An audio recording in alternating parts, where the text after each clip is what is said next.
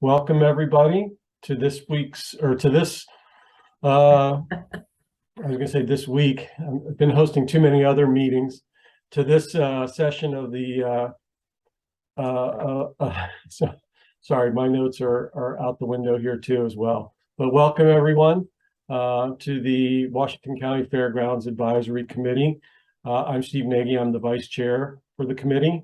I think we have our agenda up here, and I think the first thing on our agenda is an update on the Westside Commons from the venue manager, from Leah herself. Thank you, Steve. So I have 4 updates about Westside Commons for you all today, and we're going to talk about the annual booking report, business plan review, our grant from Business Oregon, and an update on the Cloverleaf building's use as a shelter. So we're going to jump right into the Westside Commons annual booking report. And I'm really excited about this report because in our booking policies that the board approved way back in 2019, there's a provision that annually we go to the Fairgrounds Advisory Committee and give them an update on our booking success over the previous year. And we now have a year under our belt with the wingspan for the first time. So that's exciting. So this booking report is for fiscal year 21-22, starting July 1, 2021, going through June 30th of 2022. It is the first year of operation for the wingspan. It includes all of Westside Commons, including our outdoor space. What it does exclude is the use of the shelter, that the Cloverleaf building has been used for a shelter by county housing. We're not including that in our booking or in our report, since it's not really an event, it's community use. As a reminder, during this fiscal year, we were under COVID-19 restrictions and operations, August of 2021 through March of 2022. So I remind myself that every time I look at these statistics, is we were under COVID operation for almost the entire fiscal year. So the event rental revenue, we budgeted for that last fiscal year, for our first year of operation under COVID operations, for just under $250,000 for our first year of operation, and we actually came in a little bit higher than that, at a little bit over $300,000. So the fact that we did well with operating, exceeded our COVID budget for our first year of operation of Wingspan, and we're really excited about that. So moving right along with some event breakdown information. This is how our event breaks down into categories. We've got consumer shows, which is, Christmas trade shows, Christmas events, any type of an event that a consumer can come and buy something. So those are consumer events.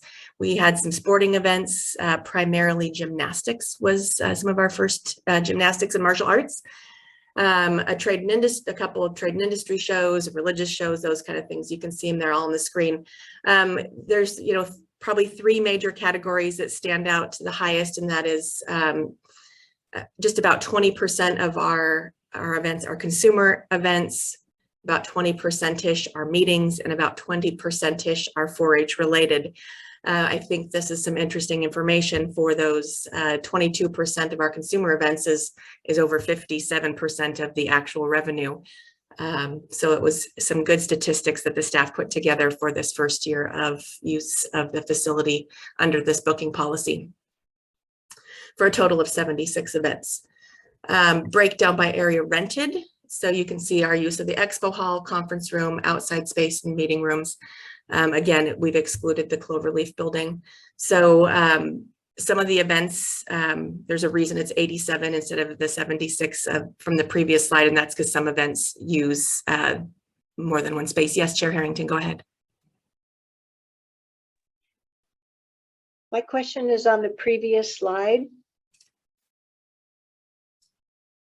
It's wonderful to see those actuals. What was the forecast? I would have to go back and look at that. Actually, you know what? I might have it right here. I think that is a process that we want to use,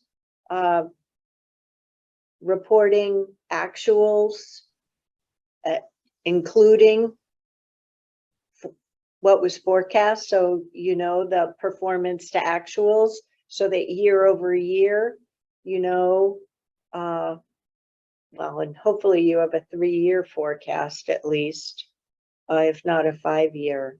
But anyway, a little info improvement, at least based upon what I'm used to seeing with regard to the MERC facilities in my Metro Council position. Sure. So in our original forecast that was done by a third party pre-opening of the event center, the board approved business plan back in 2019, the third party analyst predicted $493,000 of rental income for the first year. So I apologize for not including that on the slide, and I will do that for the future. Thank you for. But what was your forecast for your event categories as well? It's not just a bottom line, but right. Categories as well. Yeah, I understand that. The back then that was not something that our consultants forecast on category. They only forecast for us on financial performance. So Rachel, you've got your hand up, I see. Actually, I think the chair was not quite finished. Oh, I'm sorry. Thank you, Rachel. I think also we want to make sure, or I want to make sure, and can certainly ping my other colleagues on this detail as well, but we want to know from a sales standpoint, what are you aiming for, right? And so that's where the forecasts come in. With the business plan reviews, I know I had discussions over these years about what were you aiming for in each of those first 3 to 5 years of the budget plan. So yeah, I do have expectations for more information. Thank you.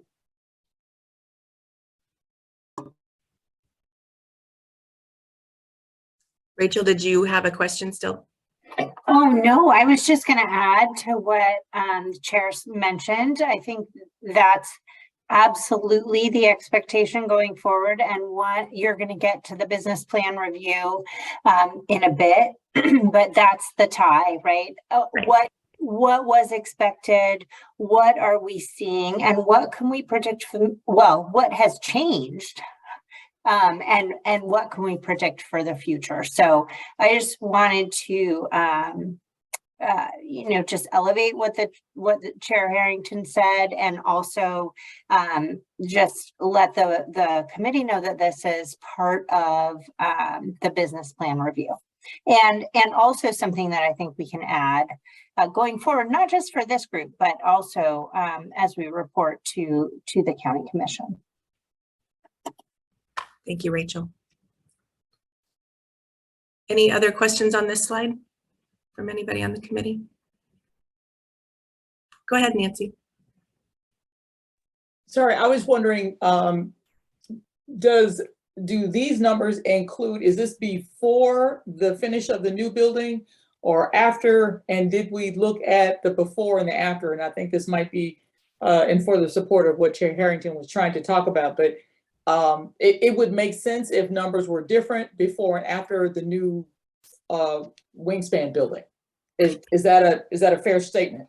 Yeah, this is the first year with the wingspan. Okay. So there's a history that just isn't present.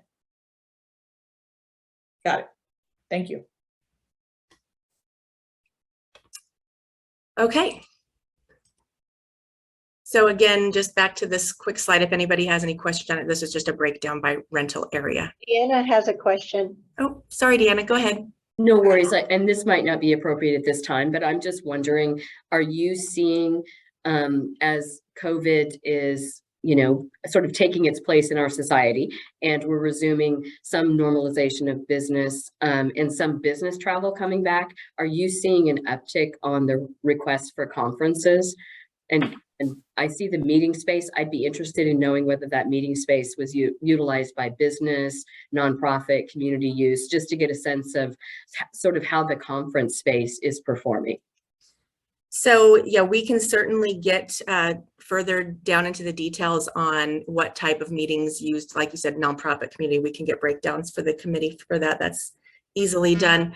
And we are starting to see an uptick in people requesting conference space. It's when they're calling, they're really asking, they're still trying to figure out the, hybrid conference, offering, the ability for people to attend virtually and attend in person. So that's still a challenge for a lot of the meeting and conference planners in general. So it's something that they're still trying to work through as well. So we're seeing the, the uptick in the bookings more for meetings. I think it's a little bit more challenging for conferences when they're still trying to look at doing hybrid. So, but we are starting to see a lot more stuff just being booked in general now that COVID is something that we are living with, and we're just moving forward. Thank you. Absolutely. Did anybody else have any questions? Did I miss anybody? I can't see everybody on the screen. I don't see any hands. Hands are up. No hands are up. Thank you. Thanks for the assist. Okay, so moving right along into our business plan review. So just what Rachel was talking about, and this is, all tying back to, what Chair Harrington and Nancy and Deanna were just talking about. Our original business plan was done back in 2019 while the building was under construction. And so now we want to do a review. We've been operating for a little over a review, and it's time for us to find out, is the wingspan operating as originally intended? If no, what has changed? What is the post-COVID reality? What is the post-COVID target market? What do our customers want? All that great information that we can do in a business review. And while we're doing a business review, we're also going to conduct an operational review and benchmark us to similar facilities, look at our funding structure, booking policies, contracting processes, rates, policies, all that kind of information, look at staffing structure. So we really want to dig in and do a really thorough review to find out if the business plan still stands or if it needs to be modified, and really have a great operational review. I do want to shout out to Dave Prullo and WCVA. Dave has been working very closely with Rachel and I on this process, and the WCVA with Dave leading the way got a grant for, I believe, and Dave, correct me if I'm wrong, for $25,000 to assist us in going through this process. So thank you, Dave. You've been a great partner with WCVA, and we really look forward to working with you on this project. And if you have anything you want to add, please go ahead. Yeah, well, let me just jump in, Leah. I think this would have been something that would have happened with a new building anyway, but COVID, I think, added this other wrinkle into the purpose and the why behind the review. So I just really want to appreciate all the questions, because that helps inform, why we're doing this and what we're going to be doing with this business plan review. So I think if there, as we go through the meeting, if there are more questions about it, more thoughts about this business plan review, I know we will be taking notes and would appreciate the input and your perspective and expertise on the business plan review.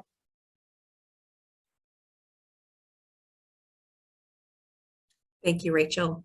Does anybody have any questions? Darn, I thought I got that business plan out of my system. Nope, you get to go through it again with us. Yes, but we have some fresher eyes with Dave Parullo and Nancy Thomas, plus Jennifer as well. I think the business plan may have been prior to your being on the Fairgrounds Advisory Committee.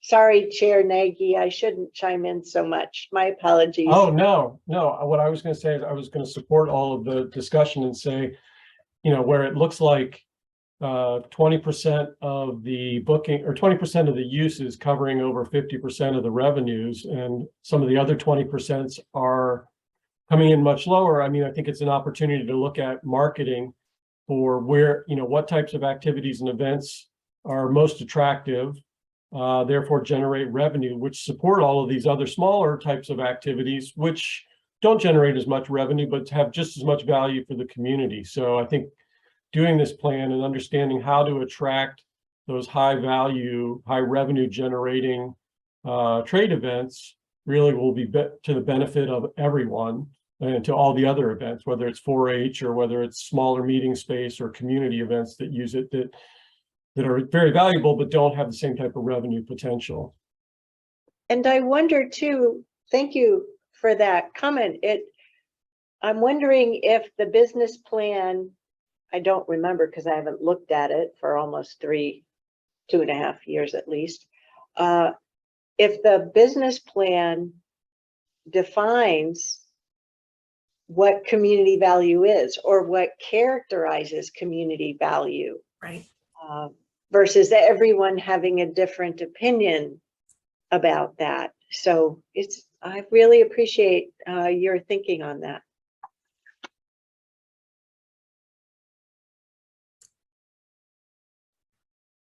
And just to call out in the comments, Nancy has a really good comment, which is business plans were made prior to COVID. And as with everything else, it's certainly time to review it from a new perspective. Yeah. And Yeah. Dave has his hand raised too. Go ahead. But thank you for articulating that comment, because as a Zoom user, I tend to not look at the comments. So I appreciate what that contribution is, but it brought to life for us. Thank you so much. Go ahead, Dave. Thanks, Leah and Chair Harrington. I think it's important when we talk about the business plan review that even though we have 1 year's worth of operation under our belt, that it's still kind of a skewed year. So as Leah will probably talk about later, we're working on a project charter to get together to present a way to move forward. But I think we have to benchmark where the facility is to expectations in the original plan and to aspirations. But just remember that period from the beginning of the fiscal year that it starts is still kind of a soft period. So when the team was wrapping up on selling it, and both the team was trying to find the best way to present it and operate the facility, and also to also still kind of a questionable time of our lives when the Omicron variants were floating back in and out. So it is a benchmarking and a place to start. So just to consider when thinking about the revenue dollars. Well, and if I may, just to elevate what Chair Harrington said, it may not be all about the money there, and we're certainly going to take that into consideration. What is the community value to not just the wingspan but the Westside Commons? So that is something that we'll have to take into consideration going forward. Yeah, that is one of those things that Dave was just talking about the project charter we've been working on together. And that's one of the items in our project charter is, looking at, what is best use versus financial performance. So those are all great things that we'll consider moving forward. Great information as part of this project. Yeah, and again, I mean, this is something that would be done as part of a best practice when a new building comes online, a new building such as the wingspan. We kind of got thrown kind of a little wrinkle with COVID. So all the more reason to revisit what we thought was going to happen and then what is actually happening and have some of those grounding conversations. Great, thank you, everyone. All right, I'm going to move on to, let's see if I can get it to move, the Business Oregon Fairgrounds Grant. So back at the 2019-2021 legislative session, the legislature allocated $10 million to the county fairs in Oregon for capital improvements, and it was a grant program. It was House Bill 5006. And $10 million was set aside for fairgrounds to apply for grants for capital improvements. It's the first time that that's been done, so that was exciting. And the program is, like I said, is administered by Business Oregon, and it is a reimbursement grant. The $10 million is being split between two anticipated bond sales. One already happened and the other one will happen in the spring of 2023. Our grant is awarded in the second part, so that money will become available starting the summer of 2023, so next fiscal year. Each of Oregon's 36 county fairs applied for a grant, so all 10 million was split evenly amongst all 36 county fairs for just a little over 250,000, actually 277,777 to be exact. And the grant that we submitted several grants. They wanted each fairgrounds to submit several projects, and we submitted several, and the one that they selected was to replace our entire perimeter fencing. Per ORS 565, fairgrounds in Oregon are required to be completely perimeter fenced and secure. Our existing fencing, for those of you that drive by on a regular basis, you know that our fencing is probably 50 years old. It's falling down in a lot of places. It's got some major problems. So we are going to be replacing that. We won't be utilizing temporary fencing for our perimeter anymore. It's going to meet the needs of our customers to ensure our facility is safe and secure, and will certainly improve the visual aspect of the Westside Commons from a perimeter standpoint. Go ahead, Chair Harrington. I was just wondering, in terms of the kind of fence that you put a grant in for, is it just the same sort of cyclone fence, or would you be using some more attractive fencing on the most public facing portions, such as along Cornell Road and along Veterans Boulevard, I think on the south side? So you are singing my tune. So I've been saying the same thing. We want to make sure that we have attractive fencing, not, you know, when I first got here over 20 years ago, our fencing just had razor wire and cyclone fencing. So when the wingspan was built, I don't know if you've all noticed, but we have some really nice, attractive, very tall black metal fencing that's around the wingspan. And that is the type of fencing that we will continue for this perimeter fencing project. And I'm happy to send you all photos if that helps. Just make myself a note.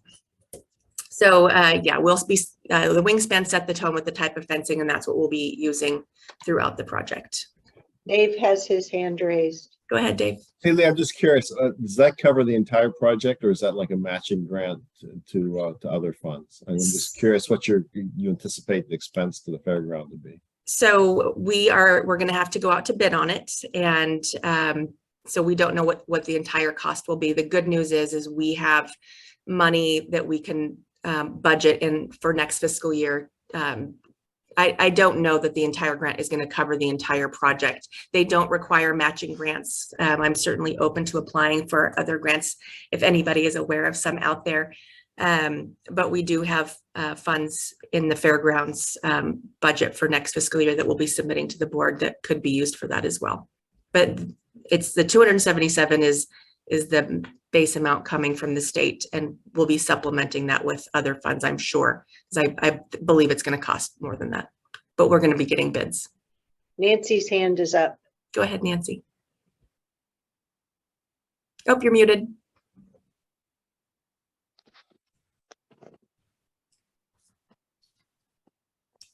Nancy, you're muted still. I am so sorry. That's okay. Thank you. You answered part of my question. The 277.7 that everybody's getting, I get that part.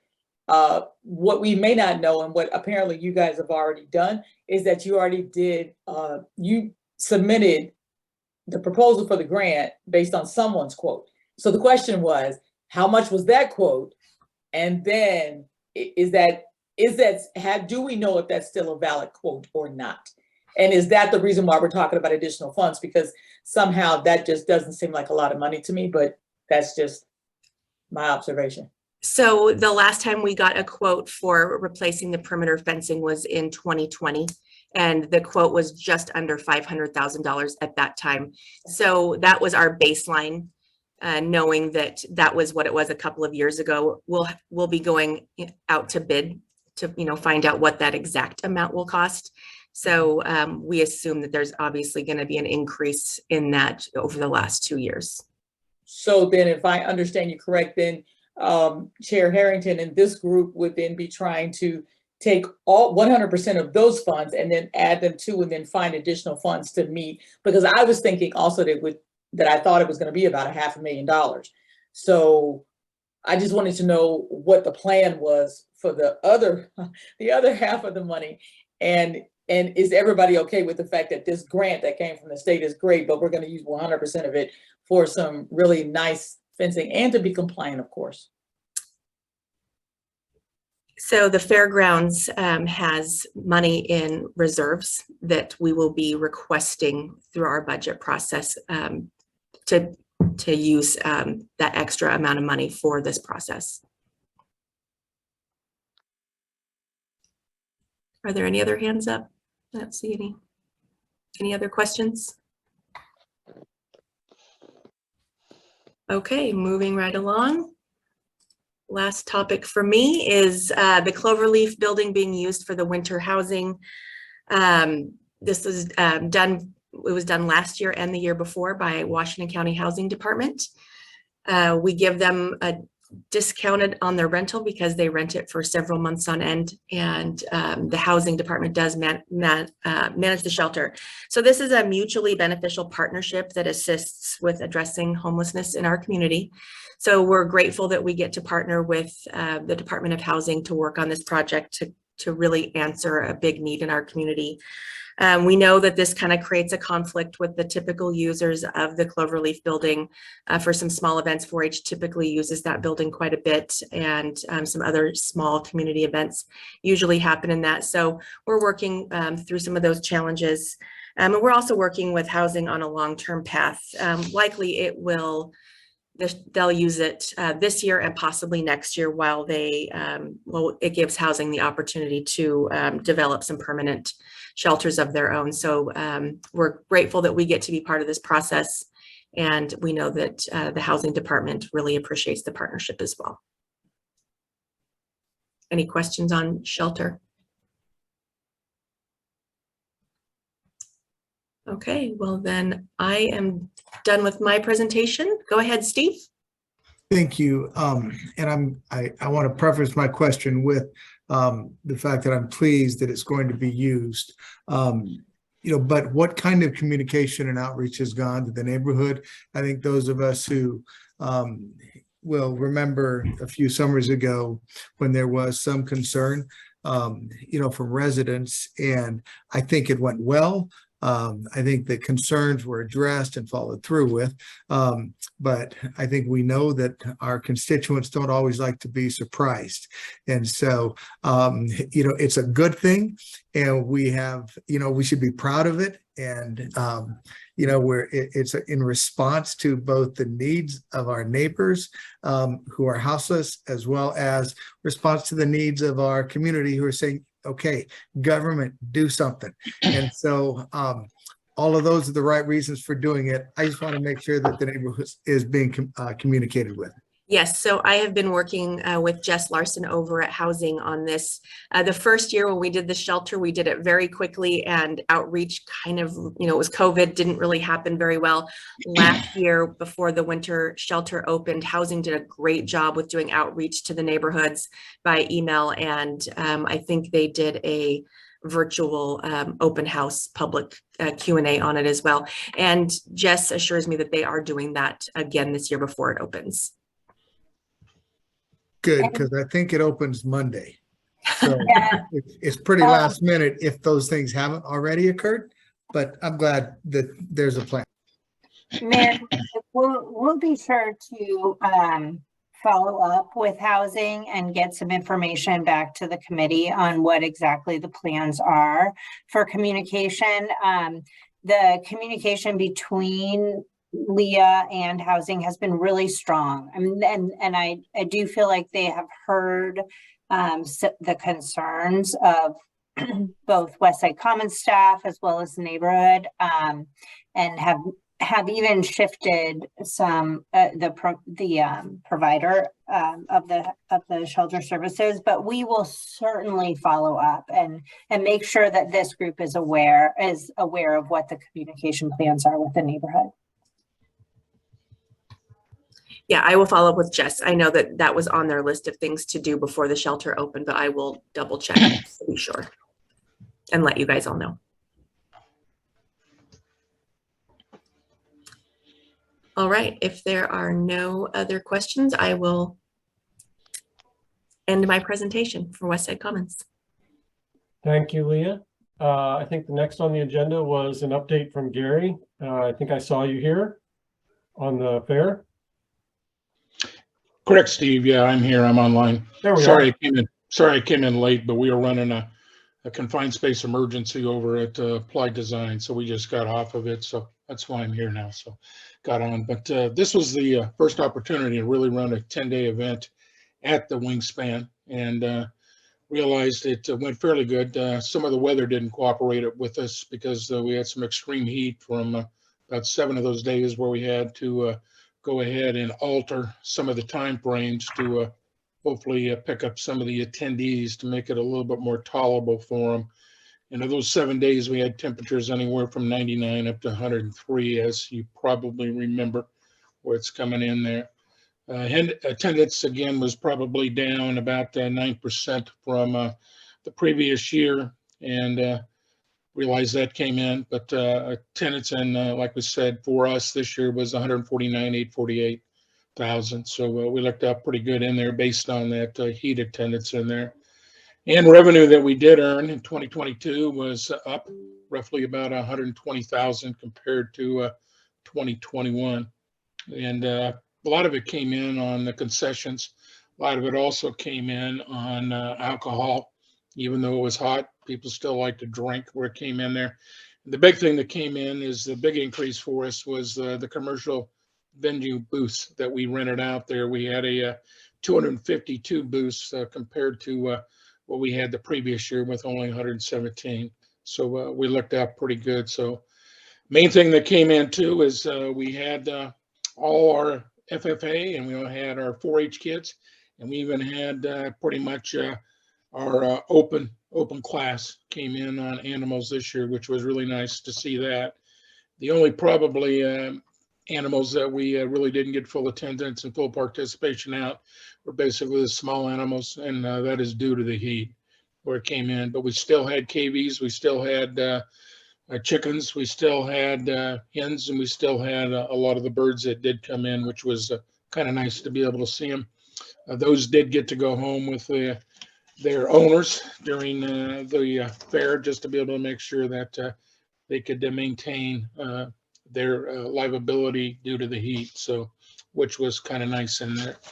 And if we look at some of the things that came in also, we realized that we were able to finally get back to 4-H static to be able to get in there. And we did have 207 youth that did participate with 406 entries in there. And again, that's 2021, we didn't even have any, but in 2019, we were up to almost 400 youth with about 700 entries, and that's what we're striving for, to be able to get the static programs back up in there too. And this year with 4-H kids in the FFA, Future Farmers of America, we had 14 youth with 150 entries, and it was kind of nice. We didn't get to see that in COVID years because we didn't have any of the youth participating in there. This year with open class livestock, we had 50 exhibitors with 740 animals, which is a pretty significant coming in. And if we go back to historically where we were at in 2019, we were at 51 with 488 animals, and we didn't have any open class during COVID in 2021. In open class livestock, again, which was really nice to see them in there. We at least were able to allow them to show, and also allow them to be able to continue to have the auction that came in to deal with that.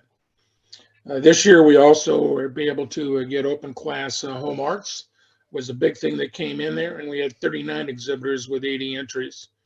Again, last time we were able to evaluate that was 2017.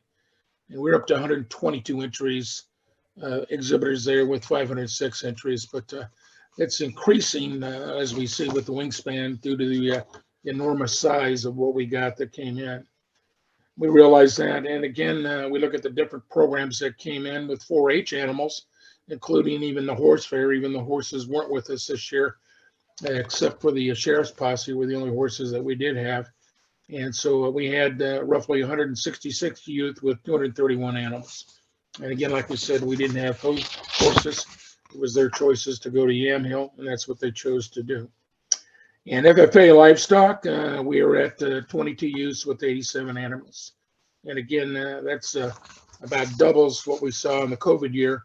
And so we did see that in there. Chair Harrington, I see that you got your hand waved. Yes. Thank you, Gary. It's great to hear those numbers. And I would just suggest that in advance or leading up to the joint Board of Commissioners and Fair Board meeting, which I think is slated for January sometime, it'd be great to have you just put that information into a couple of slides so that the work of the Fair Board can really be sung and appreciated, because we continue to hear from constituents all across the county about concerns about the fair part of the Washington County Fair versus the carnival part. So having more of that data will help us tell the strong story that the fair part is a lot, or the country part, I guess, might be a better way to put it. The ag and rural part is alive and well. It's not all just, I know, carnival rides and delicious food and alcohol and vendor booths. Keep up the good work. Thank you. Yeah, I know we do have a 2-page recap of the fair in there. Leah, did that get put into the fact packet? No, that was just sent to the Fair Board. But I agree with the suggestion from Chair Harrington that Right on, taking so we can all do of that. this historical data for the joint meeting would be great. So we'll put that together for the joint meeting. Yeah, and to answer kind of Chair Harrington's thing, which you talked about in there, the carnival was down. Carnival was down 6%, and a lot of that was due to the heat. And like we said, we did exchange the hours to get it out of a hot time from 5 o'clock. We kicked it back a few hours when it started to get dusk to be able to You make mean it all easier. these years and you still can't control the weather? We can try, but that does not work. Yeah, no, absolutely. That's totally out of your control. So Yep. yeah. So Nancy has a comment in the chat, and it's actually a great segue talking about weather. Nancy's question says, scared to ask, but I'm going to. Are we prepared for next year's extreme heat? It's only logical that this trend will continue, and can we be possibly prepared? So that is a great question. That's something that our staff has been talking about for several years. And the Fair Board has talked about, should we change dates? Should we change hours? What can we do? The Fair Board has a retreat next Friday, and that is on their agenda to discuss. I see Dave's got his hand up too. Dave? Hi, Gary. Thanks for the recap. Hey, for those of us that are relatively new to the committee, could you I'm just curious, pre-COVID to post-COVID, what attendance used to look like? I mean, so are you benching better or worse? I'm just curious. And also, wasn't there a period, how far back does it go where the fair went to the extended? It wasn't a more abbreviated fair like a few years back. Just looking for background. This is the year we've done a full 10-day. Last year we did an abbreviated one just for COVID in there, but before it's always been a 4-day. And as far as statistics, we can take this back probably, at least what I'm seeing on my sheet here, to 2015. But, being on the board back in 13 and 12, I know we had statistics in there. So we can take stats on anything all the way back. So I have historical data back 30 years on attendance. So back when the fair was 4 days, roughly would do about between 80 and 90,000 people for 4 days. So at 150 for 10 days, it's definitely an increase, but the heat certainly was bad. Nancy's got her hand up. Nancy? Well, thank you for the question before, because it makes me now ask, when did we make the decision to go to 10 days? I was unaware. Now, I know state fairs in the Midwest, I know those, and those are usually 10-day events, but I was shocked that this one was 10 events, and then you said 10 days, and then it was 4 days. So I was wondering, is the Fair Board in their retreat, are they going to be discussing that as well? I love it that it's 10 days, but I'm wondering, does the public want that, and does the Fair Board want that? The Fair Board has been working on this since 2019. Was when we officially got it on there. We had a chance to be the first one. We were going to try it in 2020, but with COVID in there, we were only able to do an abbreviated means to be able to get it in, and so we couldn't do it. And so this is really the first formal that we've seen with the 10-day fair that comes in there. What that allows us to is to this year to be able to meet all the animals' need. We've been in the past, we're limited based on the stalls we have to be able to have animals come in. And with the splitting of a 10-day fair, we can bring animals in, show them for the first few days, and then they can go ahead and leave. And then we can bring other animals in for the other 4 or 5 days to be able to make sure we can evaluate all the animals with all the kids. I can tell you right now on the horse side in there, we have so many kids that would love to get in horses, but they don't own horses. And so again, if you want to buy a horse, and again, I'd probably tell the mayor, Steve Calloway, Steve, you need to pick up horses so you can give them to the kids. And so we'd let Steve pick that up to be able to deal with those issues. And Chair, sure, Harrington, you can do the same too. I've already told Commissioner Willie it'd be sure nice for him to get a couple horses too to do it in there. But we'd love to be able to have animals that kids can come in. I know Bill Ganger, one of the Fair Board members, he does everything he can with those kids out there to be able to show whether it's livestock, show pigs, show other animals in there. He tries to do that too.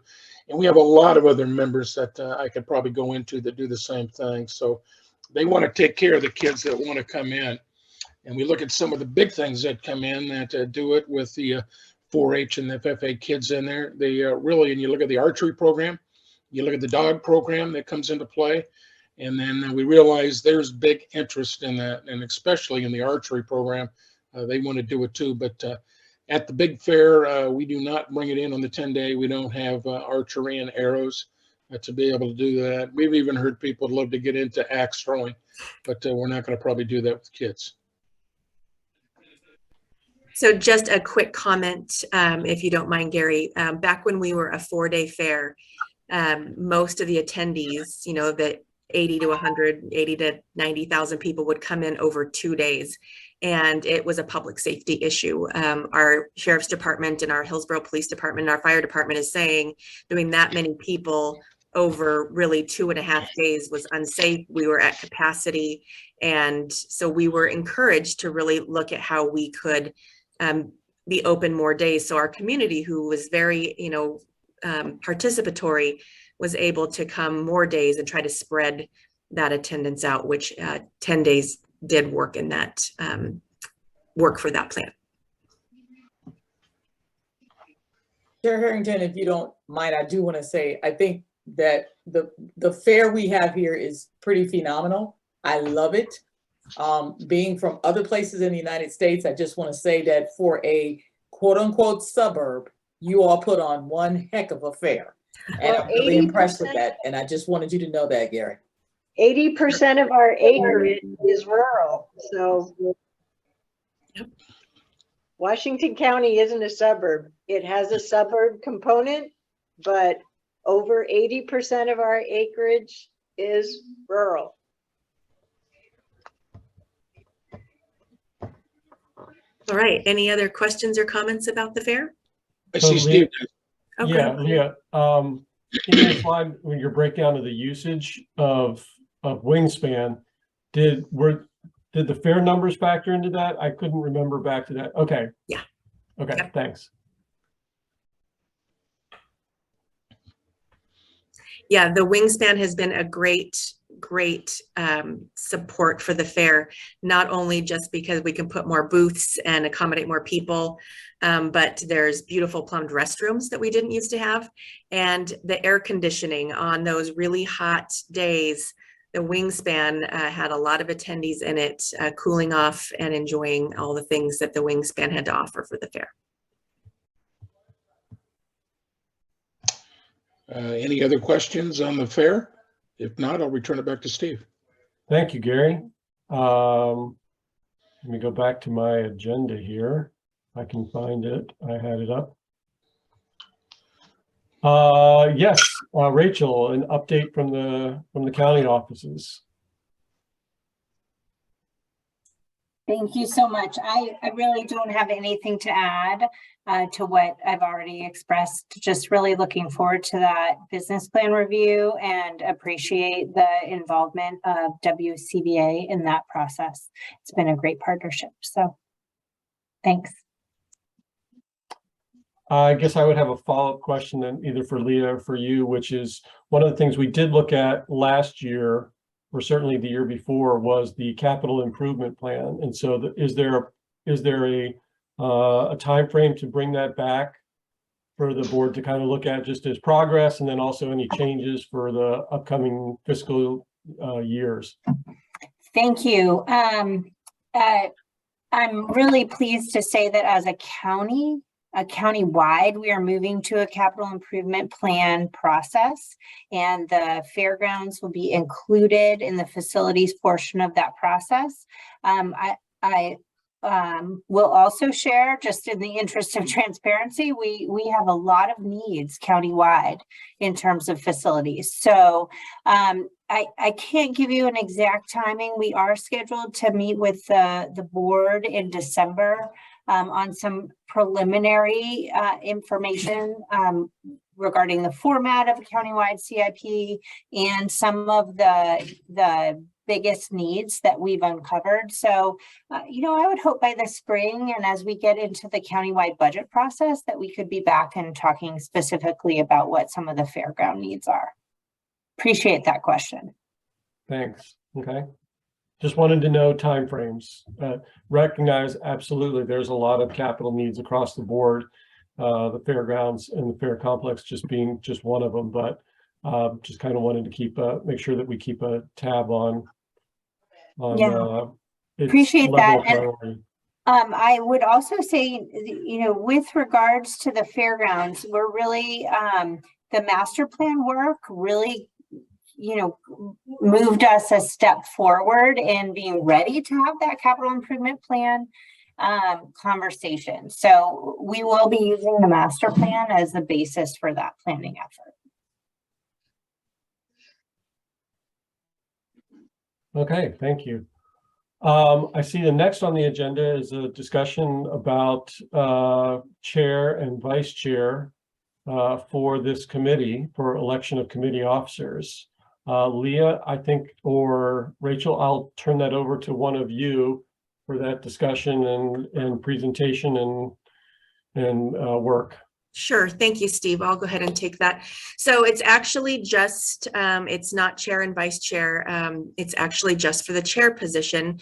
So per our bylaws, this committee holds an election each July 1. We don't typically have a meeting in July. So the first meeting after July, which would, I guess, would fall to this one now that I think about it. Well, no, you're right. It is chair and vice chair. I was thinking it was just our chair position because Daniel Pearson had resigned from the committee. But nope, you are correct. It is chair and vice chair because this is the first meeting of the fiscal year. So per the bylaws, we elect a chair and vice chair for this committee that will serve for a year.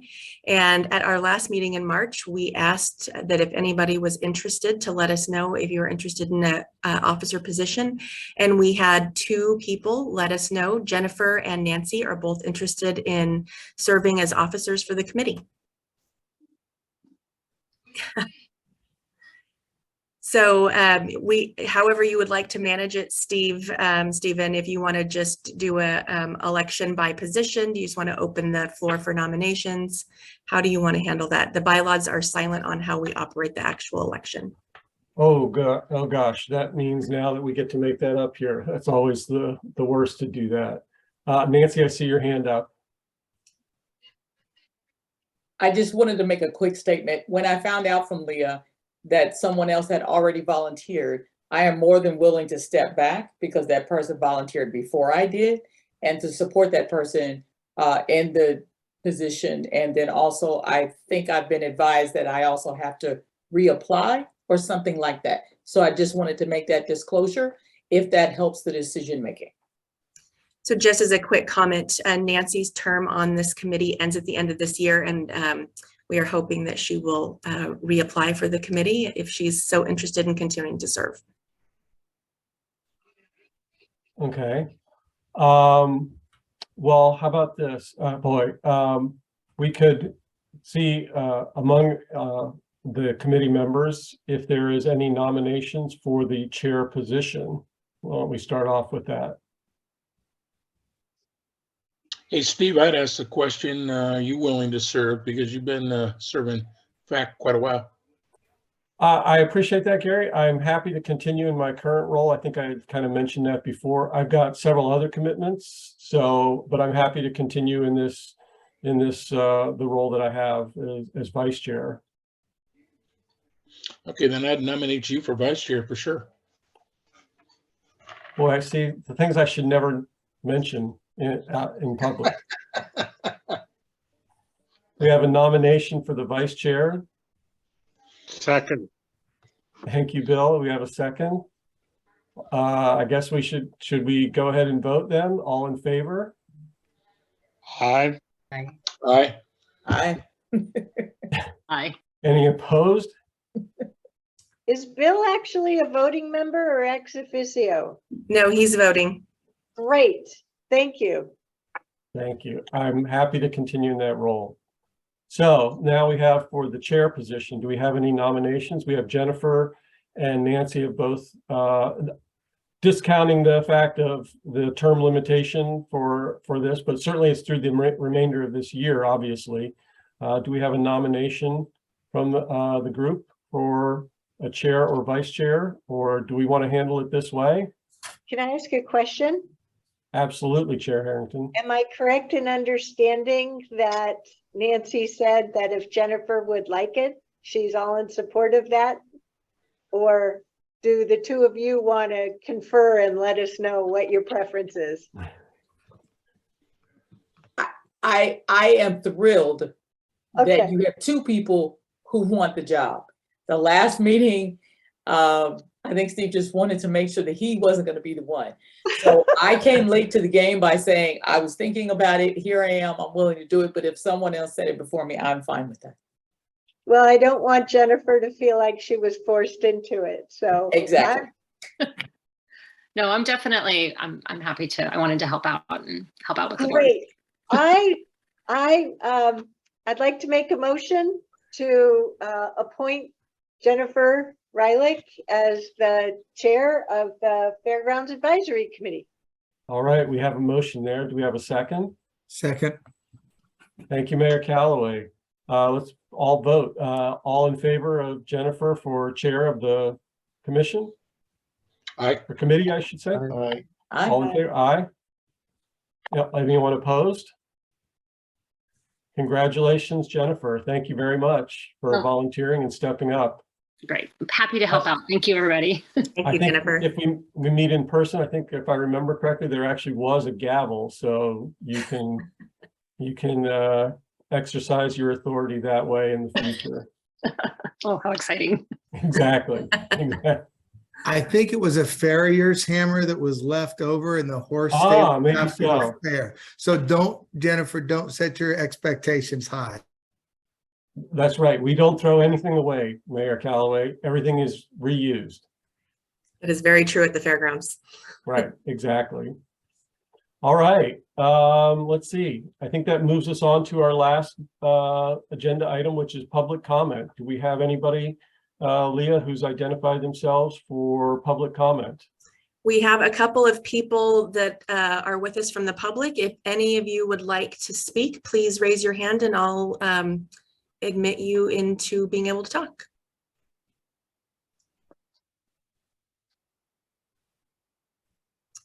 No hands up yet. Okay. Oh, I've got one Looks person. like we Hold have on. Yep. two individuals. John Meek, go ahead. Yes, can you hear me? We can hear you. I just joined in. Part of it was to actually see if I could. The second thing that I did have a question, and part of it has to do with the annual Washington County Fair. And I mean, I was on the fair board 20 years ago. And so part of it is just some of the aspects of the fair that, you know, that you're not doing now compared to back then when the fair was well attended and everything. And so I was just kind of wanting to ask, you know, as far as the amount of time or, you know, looking to bring back what we call the fair manager, just someone that solely worked on putting the fair on. Because I can see that that's not everything that's going on at the fairgrounds, and the stuff that is going on in the fairgrounds is outstanding. But but putting on a fair is a very unique thing, and it's just one of those aspects to have someone solely working on putting on a fair is, you know, if you really want a first-class fair, that's critical that take place. That's my comment. Thank you.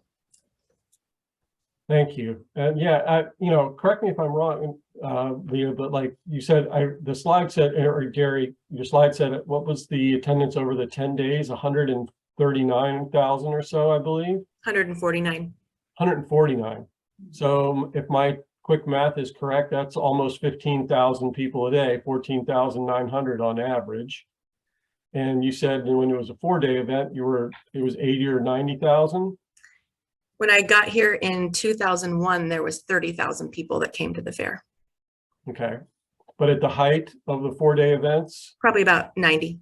About 90. So yeah, you're talking a little over 20,000, 22,000 or something. So even for a year last year where COVID was still of a large concern, to have almost 15,000 people a day average, even matching some of the heights of 22,000 at its highest years, I think we're, to Leah's point and to others, you know, to manage the crowd size and manage the expectations of that, I think it's great that you all have been able to do it and spread this out over a larger period of time for Gary and the fair board to do that, to manage that crowd size and still be able to provide a safe venue for everyone. So just wanted to, you know, think about that from that perspective. It may look smaller from a people perspective, but being spread out over multiple days, you don't see as many people on each individual day.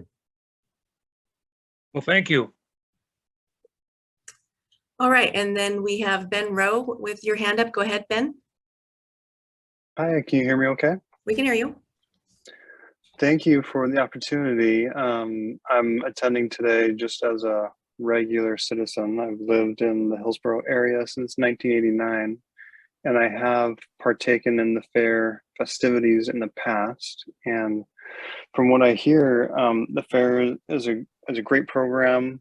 Like I said, I've greatly appreciated in the past. And earlier we were talking about the extreme heat that you experienced this past summer. And I'm just wondering if the decision makers would consider moving the fair timeline to an earlier date, like a May, June timeline, or if there was any specific barriers to moving that timeline for any issues. Thank you.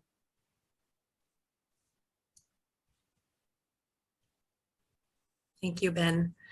Just very quickly, the Fair Board has talked about moving it to other dates. The first barrier would be having to work with the Board of Commissioners on the memorandum of understanding between the two organizations. It specifically calls out July for the county fair.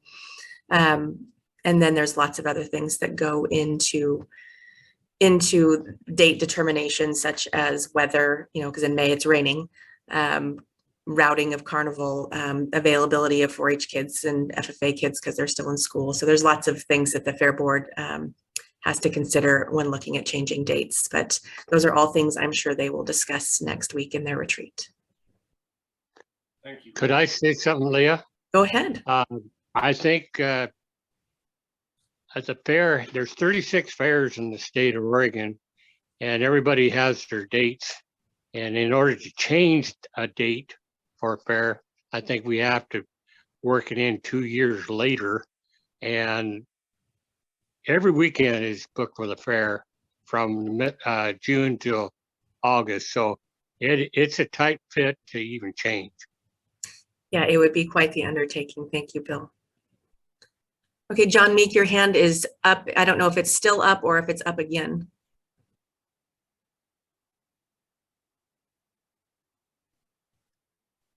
All right, I'll take that as it's still up. Okay.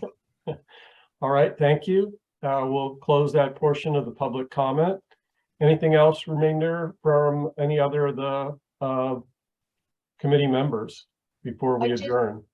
I just wanted to highlight that the next meeting will be in March 24th. And that's usually the meeting where we adopt the proposed capital maintenance budget that then gets folded into the Washington County budget for the fiscal year. And Rachel said she'd follow up and send us information as we discussed earlier in the presentation. So I know that'll happen too. Yes, thank you. Excellent. I guess I would just say perhaps on the behalf of all the members, if we can see that in advance of the meeting, even if it's just a few days in advance, it will certainly make the meeting more beneficial for our staff, for us to be able to give comment. Absolutely. We'll make sure that happens. Thank you. All right, if there's nothing else, we'll call this meeting adjourned. Thank you all. Thank you all. Have a good night. Have a great evening, everyone. Please get your flu shots and your boosters. Did it. Yes, Thank you. absolutely. Thank you. Bye-bye.